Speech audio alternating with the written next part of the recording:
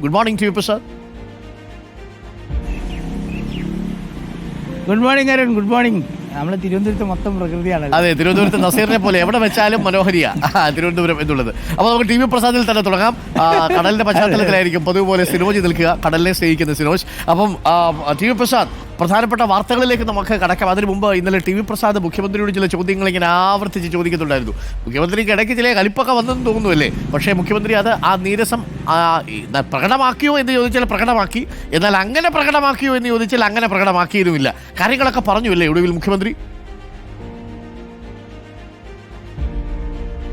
ആദ്യം തീരെ പ്രതികരിക്കുന്നില്ല, അതിനോടൊന്നും പ്രതികരിക്കാനില്ല എന്നാണ് പറഞ്ഞത് അരുൺ. പക്ഷേ സമൂഹത്തിൽ നിറഞ്ഞു നിൽക്കുന്ന ഒരു കേസ്, ഈ കേസിൽ ഇതുവരെ മുഖ്യമന്ത്രി ഒരു പ്രതികരണം നടത്തിയതുമില്ല. ഏതാ 3 മാസത്തിന് ശേഷമാണ് വാർത്താ സമ്മേളനം നടത്തുന്നത് തന്നെ.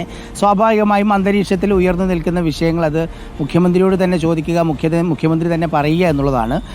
ആദ്യം പ്രതികരിക്കാൻ തയ്യാറായില്ലെങ്കിൽ കൂടിയും തുടർച്ചയായ ചോദ്യങ്ങൾ വന്ന സമയത്തൊടുവിൽ കുറച്ച് കാര്യങ്ങൾ പറഞ്ഞു എന്നതാണ്. കുറച്ച് കാര്യങ്ങളല്ല, അത്യാവശ്യം ഒരു മുഖ്യമന്ത്രി പറയേണ്ട രീതിയിലൊക്കെ കാര്യങ്ങൾ പറഞ്ഞു. നമ്മളോട് കലിപ്പുണ്ടാവും, അത് സ്വാഭാവികമാണ്. ഓക്കെ, നമ്മൾ ആ കാര്യത്തിൽ തീരുമാനം എടുത്തു. ടി വി പ്രസാദ് പ്രേക്ഷകരെടുത്തും കൂടി ഇന്നലെ സൂചിപ്പിച്ചിരുന്നു. ഈ CMRL എക്സാലോജിക്ക് കേസുണ്ടല്ലോ, അതിനെ മാസപ്പടി കേസ് എന്ന് ആദ്യം വിളിച്ചത് മനോരമയാണ്. പിന്നീട് എല്ലാ മാധ്യമങ്ങളും എളുപ്പത്തിന് മാസപ്പടി കേസ് എന്ന് വിളിച്ചു.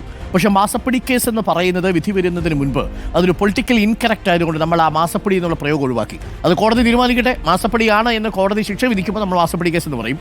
നിലവിൽ അത് ഒരു ആരോപണം മാത്രമാണ്, ഒരു പത്രത്തിൻ്റെ ആരോപണം മാത്രമാണ്. അതുകൊണ്ട് നമ്മൾ CMRL എക്സാലോജിക്ക് പണമിടപാട് കേസ് എന്ന നിലപാടാണ് നമ്മുടെ എഡിറ്റോറിയൽ ടീം എടുത്തിരിക്കുന്നത്. അതുകൊണ്ട് നമ്മളെല്ലാവരും ആ വാർത്തയെ അങ്ങനെയാണ് സമീപിക്കുന്നത്.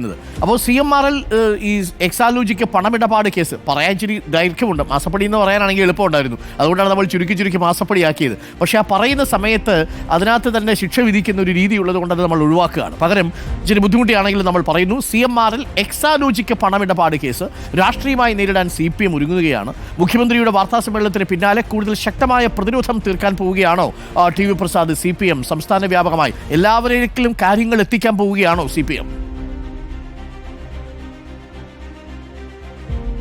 ഉറപ്പായും അരുൺ, ആ രീതിയിലേക്ക് തന്നെയാണ് പാർട്ടിയുടെ സംവിധാനങ്ങൾ നീങ്ങുന്നത്. അത് ഇന്ന് എന്നുള്ളതല്ല, മുഖ്യമന്ത്രിയുടെ പ്രസ്താവനയ്ക്ക് ശേഷമല്ല. യഥാർത്ഥത്തിൽ മുഖ്യമന്ത്രിയുടെ പ്രസ്താവന വരുന്നതിന് മുമ്പ് തന്നെ, അതായത് SFIO നടപടി ഘടിപ്പിച്ചതിന് പിന്നാലെ തന്നെ CPIM-ൻ്റെ അഖിലേന്ത്യാ സെക്രട്ടറി MA ബേബി ഉൾപ്പെടെയുള്ളവർ, CPIM-ൻ്റെ സംസ്ഥാന സെക്രട്ടറി MV ഗോവിന്ദൻ ഉൾപ്പെടെയുള്ളവരെല്ലാം മുഖ്യമന്ത്രിക്ക് പൂർണ്ണ പിന്തുണ പ്രഖ്യാപിക്കുന്ന ഒരു ചിത്രമാണ് കണ്ടത്.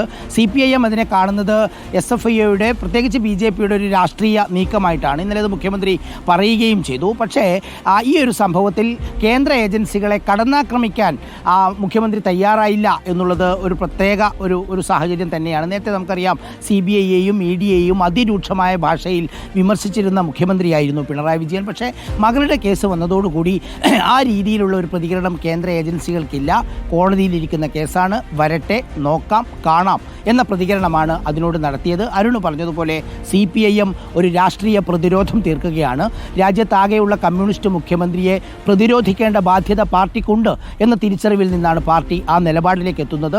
അരുൺ പറഞ്ഞതുപോലെ CMRL എക്സാലോജിക് പണമിടപാട് കേസുമായി ബന്ധപ്പെട്ട് ഉയരുന്ന കാര്യങ്ങളെല്ലാം അത് സംസ്ഥാനത്തെ CPIM-നെ ലക്ഷ്യം വെച്ചിട്ടുള്ളതാണ് എന്നുള്ളതാണ് പാർട്ടി നിലപാട്. അതുകൊണ്ട് തന്നെ വരും ദിവസങ്ങളിൽ ശക്തമായ പ്രചരണം ഈ കേസിനെതിരെ ഉണ്ടാകും എന്ന കാര്യം ഉറപ്പാണ്. Okay, thank you T V Prasad.